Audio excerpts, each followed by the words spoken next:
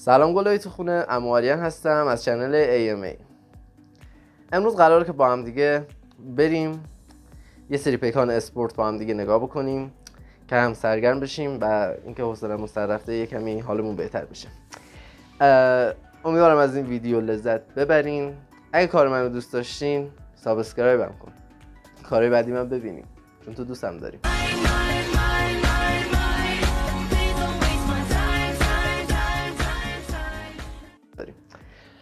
اگرم از این ویدیو خوشت اومد یه لایک مشتی بکوب زیرش، عشق کنیم. نظری هم داشتی راجع به ویدیوهای بعدیم، راجع به خودم چه جور آدمی هستم، میتونی داخل کامنت ها برام بنویسی. خیلی خوشحال میشم. یکی از فانتزیای من خوندن کامنت ها هستن بچه‌ها. میتونین هر چه کامنت باشه میخونم و همشون رو جواب میدم. و اما این ویدیو که گفتم قراره بریم ماشینای پیکان اسپورت رو نگاه بکنیم یه جایزه داره و قراره یک قرعه کشی داخل این ویدیو انجام بشه. قرعه کشیش به چه صورته؟ من یک هدف برای دونیت کنار ویدیو قرار میدم که 80 میلیون تومانه. لینک دونیت رو داخل دیسکریپشن قرار میدم که شما از طریق این لینک میتونید داخل قرعه کشی شرکت بکنید. و بعد از اینکه دونیتتون مثلا انجام دادین و تایید شد، میتونین از طریق آیدی اینستام که این قسمت ویدیو براتون میذارم تاییدیه دونیتتون رو برام ارسال بکنین که من آیدی اینستاتون رو وارد جریان قرعه کشی بکنم.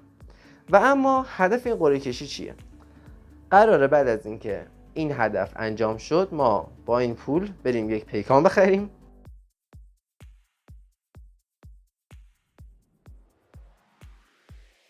و این پیکان قراره به وسیله با هزینه خودم کامل و به نظر شما داخل همه ویدیوها این پیکان رو قراره کامل اسپورت بکنی، از سیستم صوتیش بازسازی شده، تقویتش داخل ماشین بیرون و کلا هر کاری که قراره انجام بدیم قراره یه پیکان خیلی خفن و اسپورت طراحی بکنیم. و بعد از اسپورت شدن این ویدیو بعد از اسپورت شدن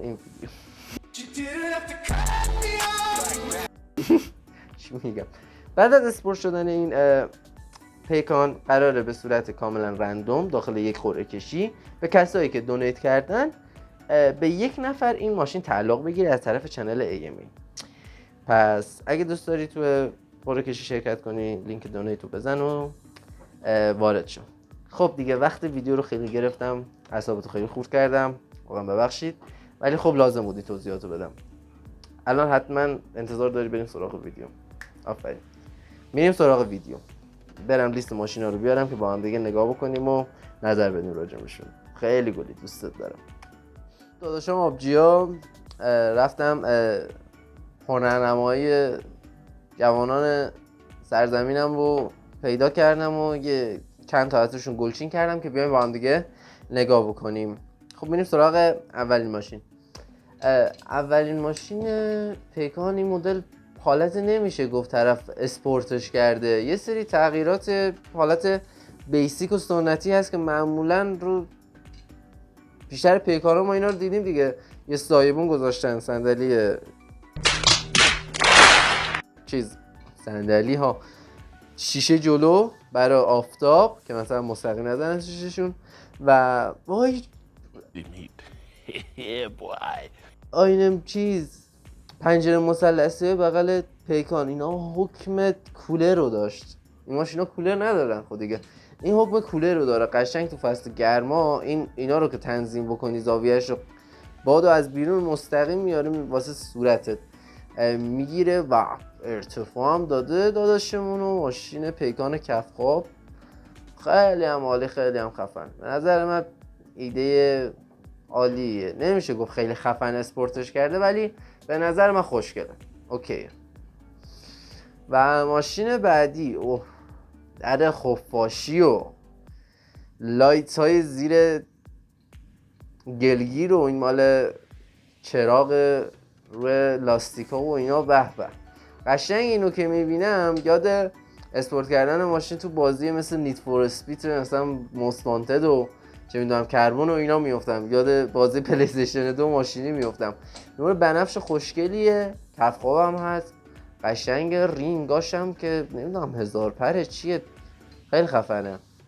آره خلاصه و فکر میکنم دور دراشم یا نور خورده یا اونجا هم چراغ کار کرده، ولی کلا به نظر من زیاد همچین وقت و هزینه‌ای نذاشته بگم خیلی خفن درست کرده باشیم. فکر کنم یه لایت زده زیر گلگیرا و یه رینگ و یه در خفاشی بوده، خیلی چیز معمولی بیسیکیه ولی قشنگه، خدای قشنگه، من خودم خوشم اومد. اما ماشین بعدی رنگشو خیلی دوست دارم، فکر کنم این مدل رنگو بهش میگن اونابی همچین چیزیه و گیتار در جعبه عقب اینجوری از بغل باز شده، گیتار رو زده. آجی من این ماشین رو نگاه میکنم فقط عشق میکنم توش آهنگ فرامرز اصلانی پخش بشه. اگه یه روزی نوم تو گوش من صدا کنه همینو بذاری پلی بشه. فکر کن تو پیکان نشستی فرامرز اصلانی داره واسط میخونه. به به به به. رنگ اونابی خیلی قشنگ و درای عقبو نمیدونم مدل خفاشی هم خارج شده قشنگ.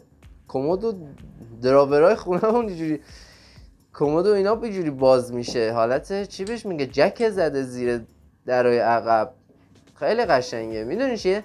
ظاهر رو زیاد تغییر نداده ولی خب حالت اون اصالت ماشین رو حفظ کرده. مثلا گیتاری که تو جعبه عقب مثلا گذاشته یا مثلا این مدل درا رو مثلا چیز کرده، یه کمی حالت بگم ظاهر ماشین رو خفن نشون داده. رنگش هم که خیلی قشنگه، ارتفاع اینا هم نداده، حالت فابریک ماشین حس میکنم و به نظر من خیلی جالب بود این موردم. آره در دبیرستان هم هست داشتمون این بغل داره عکس میگیره باش سیس گرفته، الان زوم میکنم بیشتر ببینید، خیلی خفن بود.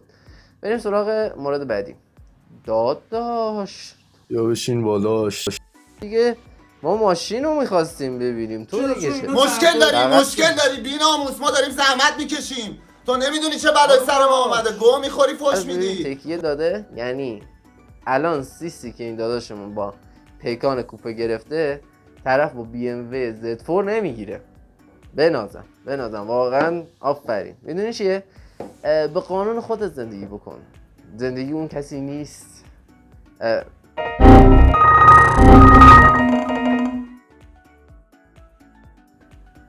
کنید.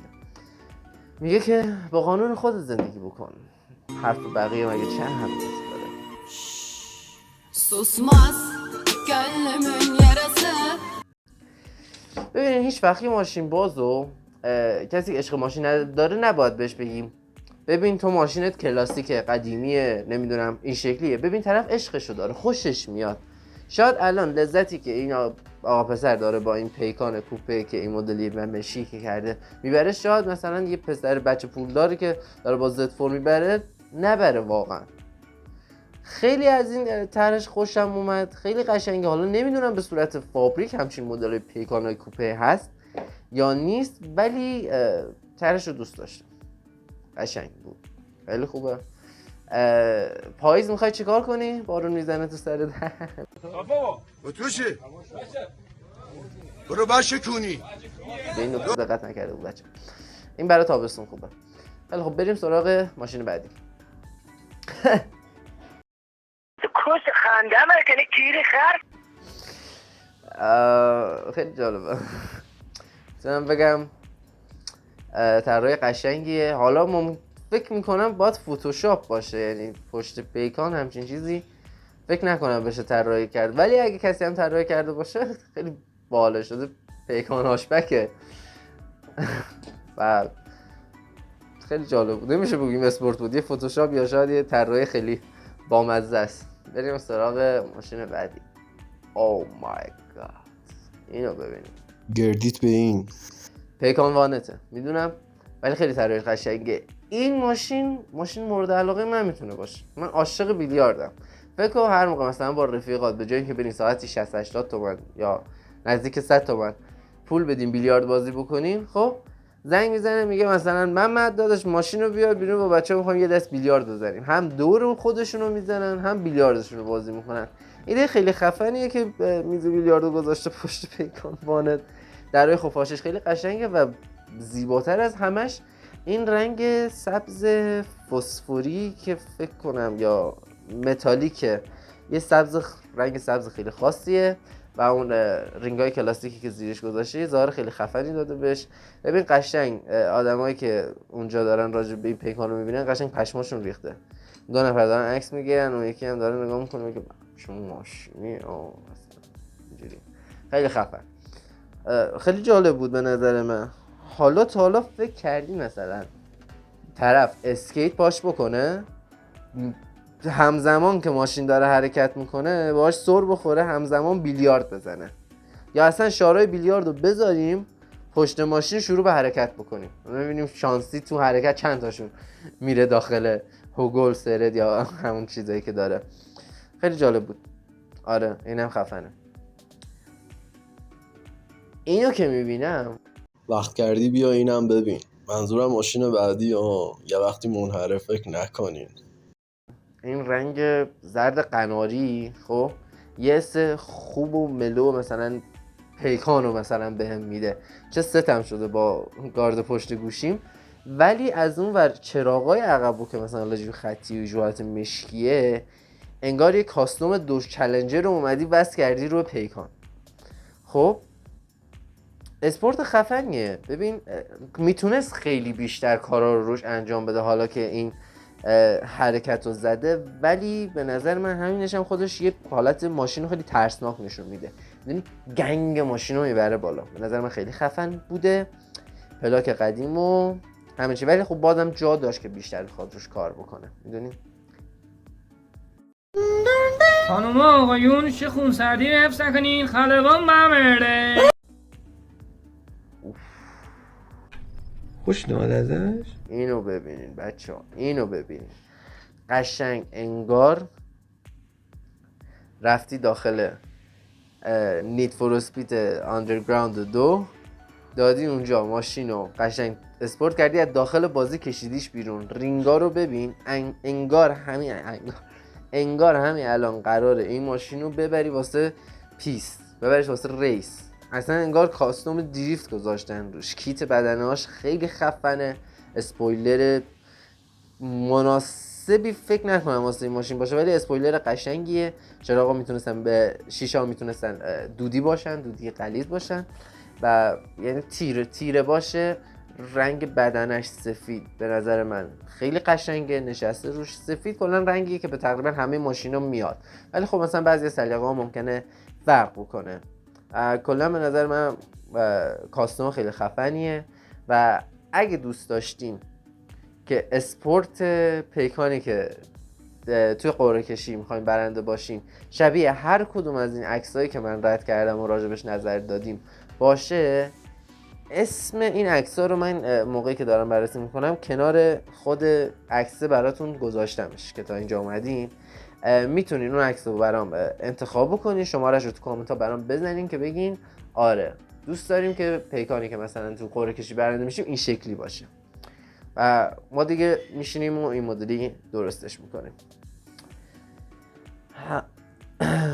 این دوتا بوقه‌ای که گذاشته جلو سپر و اینا قشنگ مشخص دهنه و میخواد سرویس بکنه. راننده محترمی پشت هر کی مشکل داشته باشه بوق واسش بگیری دیگه طرف باید بره گوش پزشک و دیگه سمک بزنه و قشنگ نابوده. این چراغ خفنی هم که گذاشته قشنگ وسط سپر زده تو ذوق ماشین. نمیگم زشته ها، ولی خب مثلا حاجی چه استفاده میخوای ازش بکنی؟ یارو خدا نکنه پشت سر این دوتا نور بالا بده بیفته جلو کور شده ماشینش ذوب میشه، مثل اشعه میمونه. آخه این چراغی که تو گذاشتی جلو سپر لعنتی، چرا میخوای اینجور نوری بزنی پشت یارو؟ تصادف میکنه آقا، نکنین خدا وکیلی. تا یه حدی طرف ولی فکر کنم عشق چراغ بوده. حالا از این که بگذریم، این جلو داشبورد ماشین رو که داری نگاه میکنی شوهر خاله من فقط اینجا نیست، یعنی ماکت و عروسک شوهر خاله من فقط اینجا نچپوندی. داداش چه خبره؟ شاید یکی خواست یه وسیله بذاره رو داشبورد. این همه عروسک ردیفی کردی آخه لامصب. پرچما رو نگاه اونور آویزون کرده. میدونی خیلی کاستوم داخلش کلاسیکه. کسی هم که این کارو کرده نمیدونم حالا چه فکری کرده، ولی چراغ و لعنتی نکنین ناموسم. امیدوارم بچه این عکس رو انتخاب نکنین. آخه اینو نگاه بکن. اون زمان شما یادتون نمیاد، شاید دارین ویدیو رو نگاه میکنین جوان‌تر باشین، من سن و سالی ازم گذشته، جوونیم رفته، صدام رفته دیگه.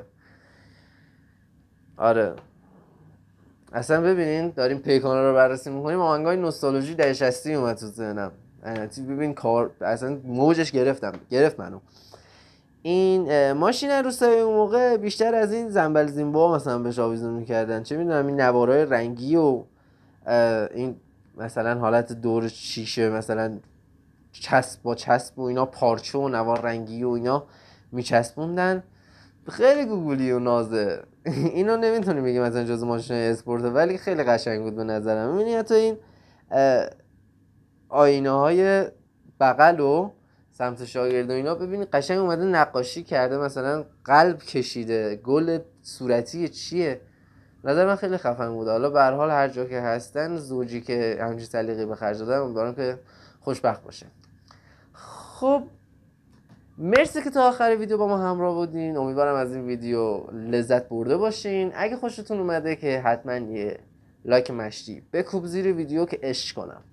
و اینکه نظراتتون راجع به ماشینا و اگه سوالی راجع به شرایط قرعه کشی داشتی میتونید داخل کامنت ها ازم بپرسی، همه کامنت ها رو جواب میدم.